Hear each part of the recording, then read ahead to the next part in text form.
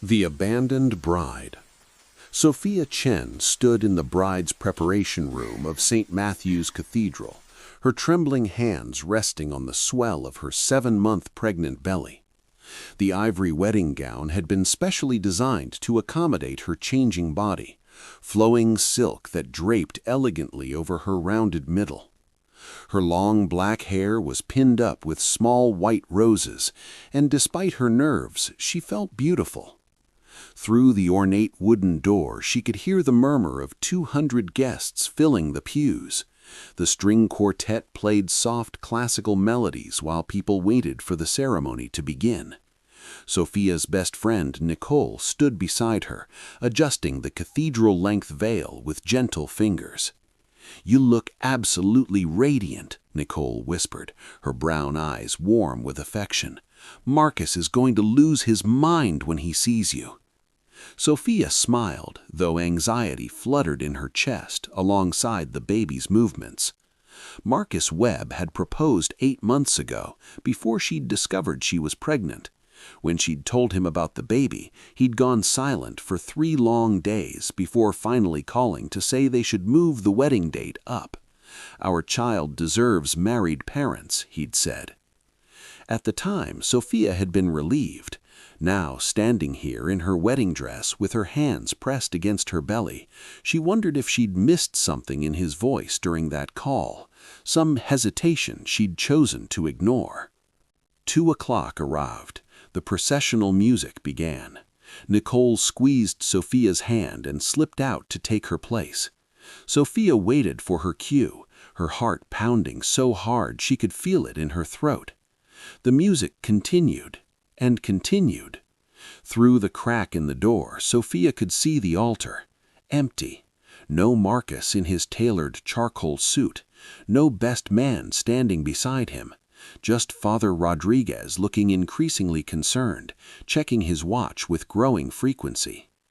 "Maybe he's just running late," Sophia whispered to herself, but her 2 hands were shaking now. The baby kicked hard, as if sensing her mother's distress. By 2:30, the whispers from the congregation had grown loud enough to hear. Sophia's face burned with embarrassment as she peeked out again. Still no Marcus. Then she saw Derek, Marcus's best man, pushing through the side door. His face was pale, his usually confident stride hesitant. He carried a white envelope in one hand, and when his eyes met Sophia's, he looked away quickly. "Sophia," Derek said quietly, approaching her, "I'm so sorry. Marcus asked me to give you this." The envelope felt heavy in Sophia's hands, though it contained only a single sheet of paper. Her fingers, all 5 on each hand, fumbled with the seal. The words swam before her eyes.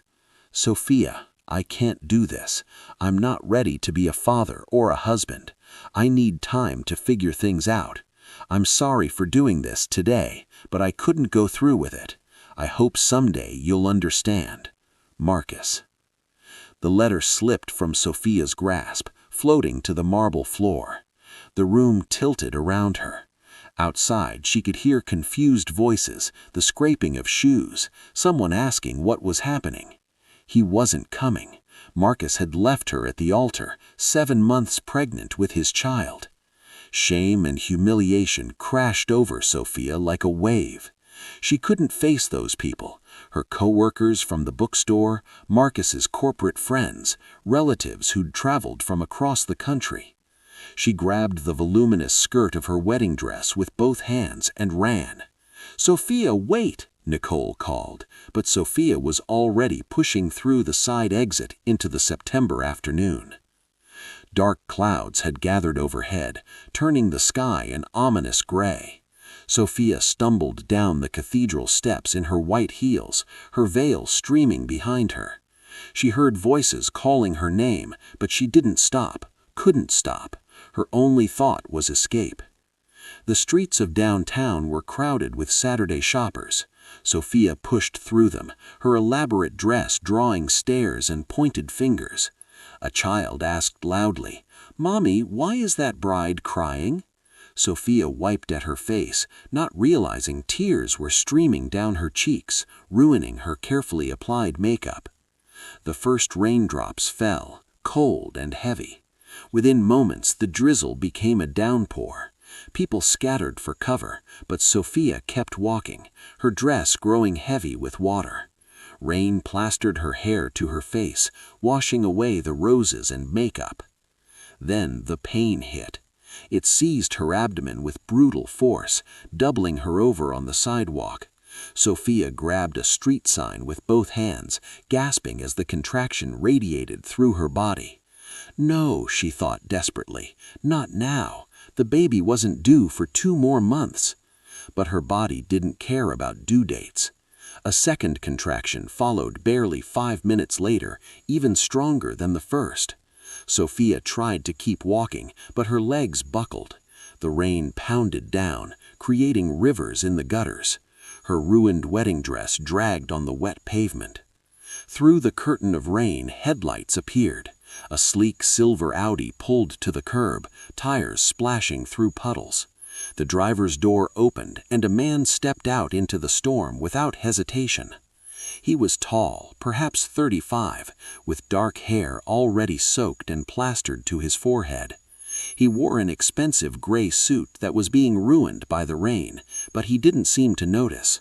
His green eyes focused on Sophia with immediate concern. "Are you hurt?" His voice was deep, calm despite the chaos. Another contraction hit, and Sophia cried out, nearly collapsing. The man caught her, his arms strong and steady around her shoulders.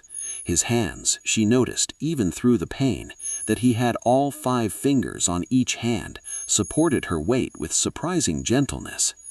"The baby," she managed to gasp between waves of pain. Understanding flashed across his handsome features. His expression shifted immediately to focused determination. "Okay, my car is right here. We're getting you to a hospital now." He helped her to the Audi, opening the back door and assisting her inside with careful hands. He grabbed his suit jacket from the passenger seat and draped it over her shoulders before climbing into the driver's seat. "St. Mary's Medical Center is 8 minutes away," he said, already pulling into traffic with smooth precision. "I'm Dominic Castellano. What's your name?" "Sophia," she whispered, gripping the leather seat as another contraction built. Dominic glanced at her in the rearview mirror. His green eyes took in the wedding dress, the smeared makeup, the despair written across her face, but he asked no questions. Instead, he pulled out his phone and made a quick call. "This is Dominic Castellano. I'm bringing in a woman in active premature labor, approximately 7 months pregnant. Have an OBS team ready at the emergency entrance. We'll be there in 6 minutes." His calm authority was like an anchor in the storm. Sophia closed her eyes and tried to breathe through the pain, her hands instinctively cradling her belly. She was about to give birth to her daughter alone and abandoned in a stranger's car during a rainstorm. This wasn't how anything was supposed to happen. But as Dominic navigated the rain-slicked streets with focused skill, calling out breathing instructions and words of encouragement, Sophia felt an unexpected sense of safety. This man, this complete stranger, had stopped to help when everyone else had looked away. Whatever happened next, at least she wasn't entirely alone. St. Mary's Medical Center was ready when Dominic's Audi pulled up to the emergency entrance. A team of nurses rushed out with a wheelchair, quickly transferring Sophia from the car. Dominic stayed close, his hand briefly touching her shoulder before they wheeled her inside. Dr. Rachel Kim, a woman in her 40s with steady hands and kind eyes, took charge immediately. "You're doing wonderfully, Sophia," she said while nurses connected monitors. "The baby's heartbeat is strong. She's early, but we're going to take excellent care of both of you." Through the doorway, Sophia glimpsed Dominic speaking with the admissions staff. He pulled out his wallet, handing over a credit card. She wanted to protest. She couldn't accept such generosity from a stranger, but another contraction stole her breath. Hours passed in a blur of pain and encouragement. Dominic didn't leave. Nurses told Sophia about the concerned man pacing the waiting room, constantly asking for updates. At 6:15 that evening, Sophia gave birth to a tiny but healthy baby girl. Despite being 8 weeks early, the infant weighed 5 pounds 4 ounces, with strong lungs that announced her arrival loudly. When the nurses placed the baby in Sophia's arms, everything else faded. The humiliation, the betrayal, the fear, all dissolved in overwhelming love for this perfect little person. "Hello, Lily," Sophia whispered, tears streaming down her face. "Lily Rose Chen, you're here. You're finally here." Dr. Kim smiled warmly. "She's perfect. Would you like the gentleman outside to come in? He's been extremely worried." Sophia hesitated only a moment before nodding. When Dominic entered, his eyes immediately found the baby. His entire expression softened. He approached slowly, as if not wanting to intrude. "She's beautiful," Dominic said quietly. "Congratulations, Sophia." "Thank you," Sophia replied, her voice thick with emotion. "Thank you for everything. I don't know what would have happened if you hadn't stopped." Dominic pulled a chair beside the bed. "I couldn't have driven past. When I saw you there in the rain, clearly in distress," he paused. "I just knew I had to help." Over the next 4 days in the hospital, Dominic visited every morning and evening. He brought simple bouquets of daisies, books about newborn care, soft blankets for Lily, and comfortable clothes for Sophia, since her wedding dress had been destroyed. They talked during those visits, real conversations that went beyond politeness. Sophia learned that Dominic had built a software company from nothing, starting in his apartment and growing it into a successful enterprise. He was 36, had been widowed 3 years ago, and lived alone on a lakefront home. "Her name was Anna," Dominic said one evening, while Sophia nursed Lily. "We were married for 5 years. She had a brain aneurysm. One moment she was laughing at something on TV, the next—" His voice trailed off. "It's been 3 years, but some days it feels like yesterday." Sophia's heart ached for him. "I'm so sorry, Dominic." "I buried myself in work afterward," he continued, watching Lily with an expression of gentle sadness. "Built the company bigger, made more money, but none of it filled the emptiness. When I saw you on that street, something shifted. Maybe it was seeing someone else in crisis, or recognizing that life keeps moving forward whether we're ready or not." Sophia understood completely. She shared her own story then, about Marcus's abandonment, the note delivered by his best man, the humiliation of being left pregnant and alone. She told him about her job managing a small independent bookstore, her modest apartment that would now need to accommodate a baby. "The apartment isn't suitable for an infant," Dominic said thoughtfully. "Have you considered finding something with more space?" Sophia laughed bitterly. "On my salary, I can barely afford what I have. Once my maternity leave ends, I'll need childcare, which costs almost as much as rent. The math terrifies me." Dominic was quiet for a long moment, his green eyes studying her face. "I have a property that might work. A cottage on the lake, 2 bedrooms, small yard. It's been vacant for months. You could stay there, no rent, just utilities." "Dominic, I can't accept that," Sophia protested immediately. "You've already paid my hospital bills, brought all these gifts. I won't be a charity case." His eyes met hers with surprising intensity. "You're not charity, Sophia. You're someone who deserves a safe, comfortable place to raise your daughter. Please let me help. Consider it temporary until you're back on your feet." Sophia wanted to refuse, but when she looked at Lily, sleeping peacefully in her arms, she knew she had to put pride aside. Her daughter deserved better. "Okay," she said softly, "but only temporarily, and I will pay you back somehow." Dominic smiled. "Deal." The cottage was more beautiful than Sophia had imagined. Nestled among trees overlooking the lake, it had large windows, hardwood floors, and a peaceful garden. Dominic had arranged for it to be furnished before she arrived, complete with a nursery that made her cry, a white crib, rocking chair, changing table, everything perfect. As Dominic helped her carry Lily inside, Sophia felt the first stirrings of something she couldn't quite name. Gratitude, yes, but also something warmer, deeper, that both comforted and frightened her. 3 months passed like a dream. Sophia settled into the cottage with Lily, finding rhythms and routines. Dominic became a regular presence, stopping by several times each week with groceries, supplies, or just to check on them. He proved surprisingly natural with Lily. He'd arrive in his expensive suits, roll up his sleeves, and help with feedings or diaper changes without hesitation. His large hands, so capable in the boardroom, were remarkably gentle with the tiny infant. "You're a natural," Sophia said one evening, watching him rock Lily to sleep. The late October sun streamed through the windows, painting everything gold. "I always wanted children," Dominic admitted quietly. "Anna and I were trying when she died. This," he looked down at Lily's peaceful face, "this feels like a second chance at something I thought I'd lost." Sophia's heart squeezed.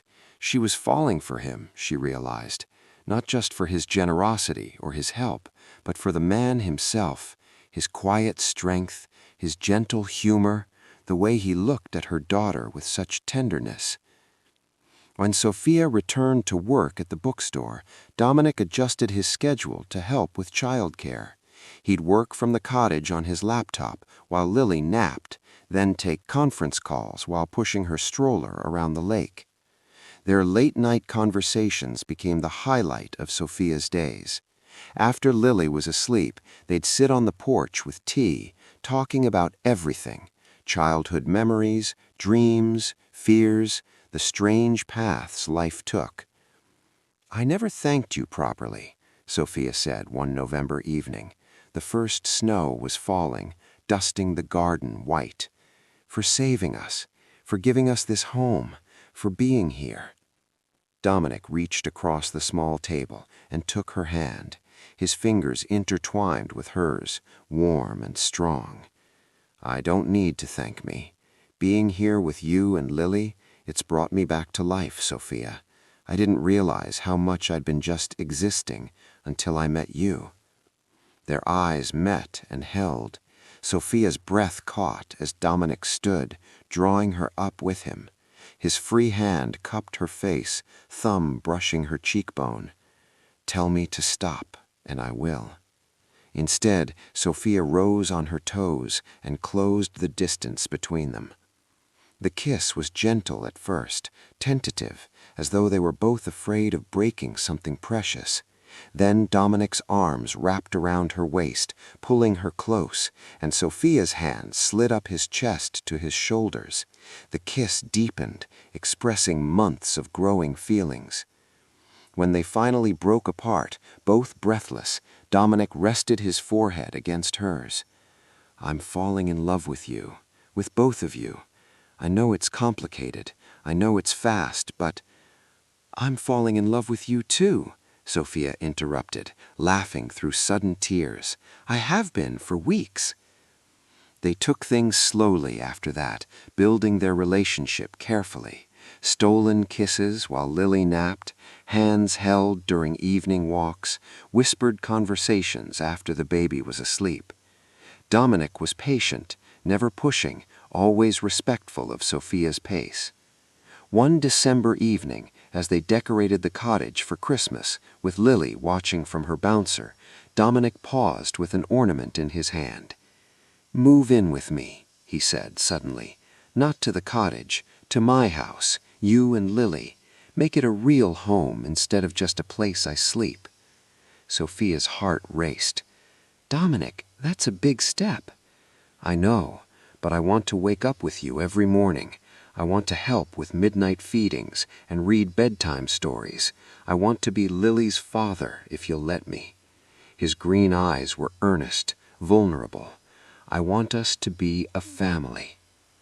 Sophia looked around the cottage, at the Christmas lights, at Lily giggling at the ornaments, at this man who had appeared in her darkest moment and brought light back into her life. "Yes," she whispered, "yes, let's be a family." Dominic kissed her then, deep and passionate, while snow fell outside and their daughter cooed happily. For the first time since that terrible day at the cathedral, Sophia felt completely, perfectly happy. She had no idea that happiness was about to be. The next 2 weeks were hell. Marcus's lawyers sent threatening letters. He filed for paternity testing and partial custody. He showed up at the bookstore, at the house, always with the same desperate plea. Come back, be a family, give Lily her real father. Dominic hired the best family attorney in the city, a fierce woman named Patricia, who assured them they had a strong case. But the stress was taking its toll. Sophia barely slept, constantly worried about losing Lily. One evening, Dominic found her crying in the nursery, holding Lily close. "Maybe I should just talk to him," Sophia said. "Try to work something out. If there's a chance it could avoid court." "Is that what you want?" Dominic asked carefully. "To give Marcus another chance?" "No," Sophia said immediately. Then, more quietly, "I don't know. He's her biological father. Maybe Lily deserves that connection. Maybe I'm being selfish, keeping her from him." Dominic was silent for a long moment. When he spoke, his voice was heavy. "If you want to try with Marcus, I'll step aside. I love you and Lily enough to want what's best for you, even if it destroys me." Sophia looked up at him, seeing the pain in his green eyes, and suddenly everything became crystal clear. "No," she said firmly. "No, I don't want Marcus. I never really did. I was just comfortable with him, settling for safe.